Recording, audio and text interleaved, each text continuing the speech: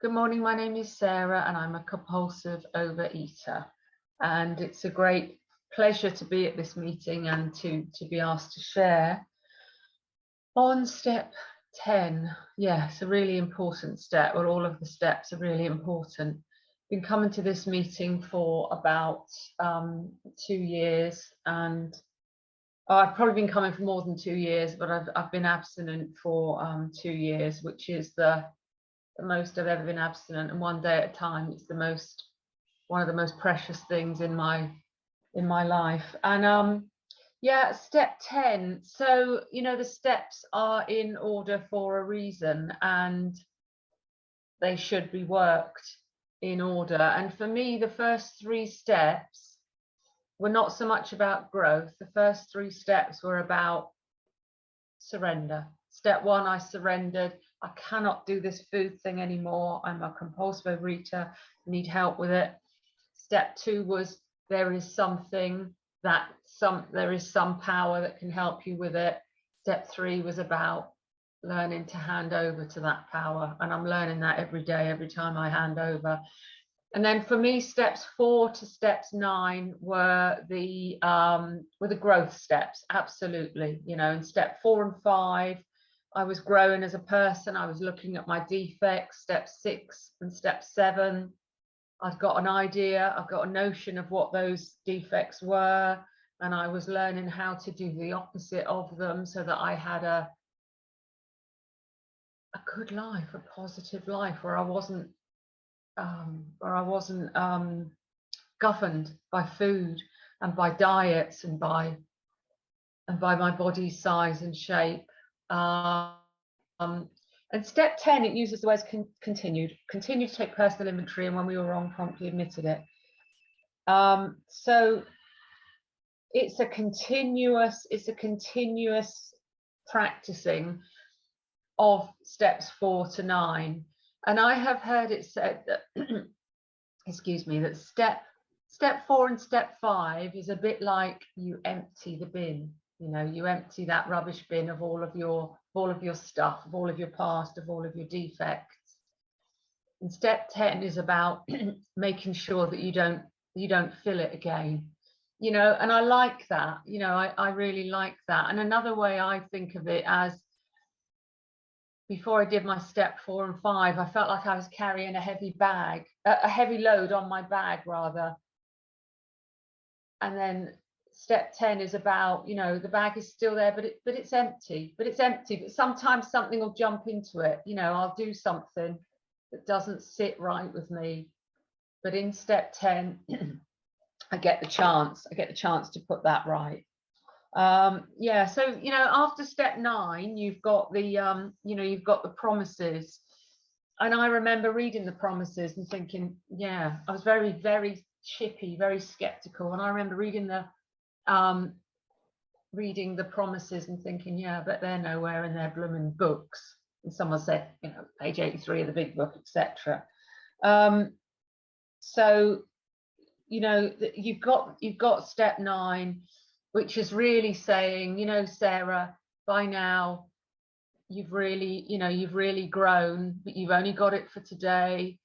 And what you have to do is, you have to maintain this. Every single one of us, whether you're 40 years abstinence or 4 years or 4 months, we've only got it for today. And I'm grateful to be reminded of that, because that really keeps me humble, because without that knowledge, I know I would go back to the food. And sometimes I still struggle. I still struggle with the food, as we all do. Last night I had a night where I was I wanted to eat earlier than I was due to, and I just got on the phone, had a word with my sponsor, and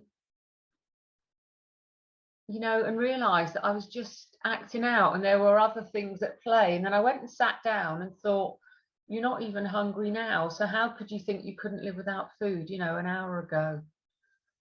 So all these things I've learned in the program, and they've brought me to where I am. And step 10 is, for me, it's not so much it's not so much about the food with step 10, because if I overeat, then I am way back. I'm crashing back through those steps. I'm crashing back to step 1.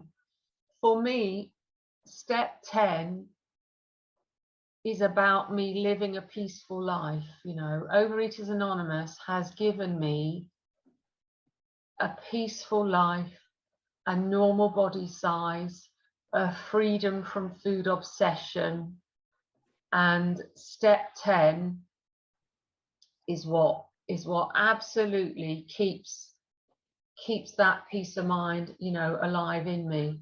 And it says, and when we were wrong, promptly admitted it. And I've learned to do that in step 10. I've learned to, you know, promptly admit when I'm wrong.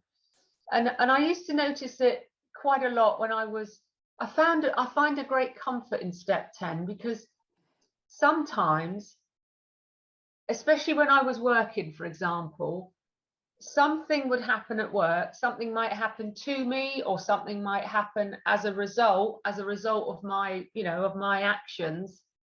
And inside myself, I'd go, oh, that doesn't sit right. That's not sitting right with me. And I might not have the time to work it through and see my part in it. But I was able to go, do you know what? I will look at that as soon as I've got time. And when I had a quiet time that afternoon, or sometimes I'd be driving home, and I would be able to just think it through and go, okay, do you see what you were doing there, Sarah? You were people pleasing there. That's that old behavior of yours. And with a step 10, you know, I can't always, I couldn't go back and repeat. I couldn't go into work the next day and go, you know, yesterday in that meeting when I said I'd do something, well, I'm not doing it. You know, sometimes you have to be more kind of subtle than that, but I would learn from it. And sometimes on that drive home or in that quiet of the afternoon, I would realize, you know, you owe someone an apology there. You know, you owe them an apology. And I guess, you know, what step 10 does for me is it ensures that I don't get away with anything, you know, that I don't slip back to my old behavior, which I am as likely to do, you know, as anyone. And I had a horrible situation at work. It was about 3 years ago now, but it still burns me because this person just didn't accept my apologies, didn't want to know. I said something bitchy, I said something gossipy, bitchy, and they heard it.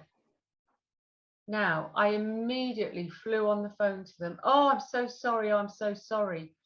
But I had to ask myself, was I sorry because I was sorry, or was I sorry because I got caught out? You know. And if I'm honest with you, I was sorry because I got caught out, and it could have been a lot worse. But it, you know, it was bad enough.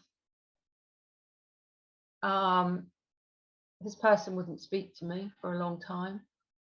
This person wouldn't accept my apology, and we never mended it. You know, we never put it right, and I don't work there anymore. My gosh, and actually that was the last time I binged. So it was not 3 years ago, it must have been 2 years ago. And that took me back to the food. You know, that absolutely took me back to the food. And I remember thinking about step 10 on that day and thinking, you know, it's all very well. Sometimes you can do a step 10 and you can put things right, and sometimes you can't. And I couldn't put it right, and that took me to the food. You know, and I haven't binged since then. But you know, I have to live with that, and all I can do is you know, is pray for that person. She doesn't want to speak to me. She doesn't want to be friends. I never see her now because we don't move in the same circles.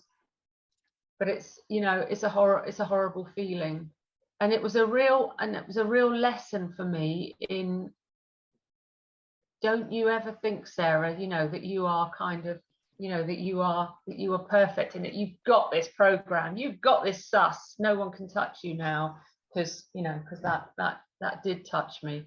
So that was an example of a step 10 where I just had to learn from it, and just, you know, and just not, you know, not gossip, not do that. 5 minutes remaining. Oh, thank you. And step 10 is a lot about, you know, about resentments. And when I first came to the program, I thought, well, what's a resentment? I know what it means. If you say I resent that remark, it means I'm annoyed at that remark, but I didn't know what a resentment was. And someone explained it to me, that a resentment is reliving a past hurt, reliving something that hurts you. So that thing I've just described, you know, that was, I still relive that. I caused that, but I'm still, I relive it, and that's slightly different because I just hand that over in prayer now. But a resentment is something, the most key thing about resentment, well, it makes me feel horrible inside, but the most key thing about the resentment is that it blocks me off. You know, it blocks me off from my higher power. And anything that blocks me off from my higher power messes with my peace of mind, messes with my recovery. And if anything messes with my peace of mind, I'm looking at the fridge, I'm looking at the cupboard. Well, I don't have binge foods in my fridge, but I'm looking to the shop, you know, I'm looking to, because I live on my own, but I'm looking. So with the step 10, it ties in very much with the resentment. Step 4 is all about looking at those resentments, those things that have hurt you in life. And step 10 is about any resentment that hurts me, you know, on that day. I personally do not do I don't do a written step 10. I did some writing around that big thing that I've just described, but generally it happens kind of automatically. I do something, or I hear something, or something is said to me, and I go, oh, that's not sitting right with me. And then this program gives me the power to, you know, to look at it and see, well, what was your part in it? Did you have a part in it? And if you didn't have a part in it, nothing you can do about it. If you did have a part in it, you know, what can you do about it? So it ties in very much with that whole thing of resentment. And it just keeps me spiritually fit. If I do a proper step 10, it keeps me spiritually fit for that day.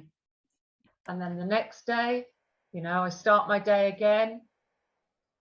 And if something crops up, then it's step 10, you know, and I look at it again. I tend to do it as the day. I don't tend to do it at the end of the day, because if something, you know, annoys me, it kind of annoys me then and there.